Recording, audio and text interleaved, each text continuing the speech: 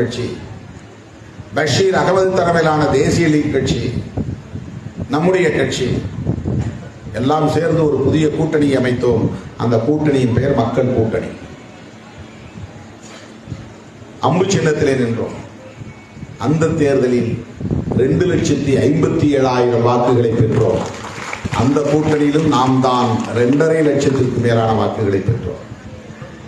99 2.25 லட்சம், 2004 2.5 லட்சம். வேறு யாராவது ஒரு சினிமாக்காரன் வேட்பாளராக நின்று இவ்வளவு வாக்குகளை வாங்கியிருந்தால் தமிழ்நாட்டு ஊடகங்கள் தலைமேல் உச்சியில் தூக்கி வைத்துக் கொண்டு கொண்டாடி இருப்பார்கள். இவர்தான் அடுத்த முதல்வர் என்று அப்போதே எழுதி தீர்த்திருப்பார்கள், பாராட்டி தீர்த்திருப்பார்கள். அன்றைக்கு 2.25 லட்சம் வாக்கும், அதற்கு பிறகு 2.5 லட்சம் வாக்குகளும் பெற்ற திருமாவளவனை ஊடகங்கள் கண்டுகொள்ளவில்லை.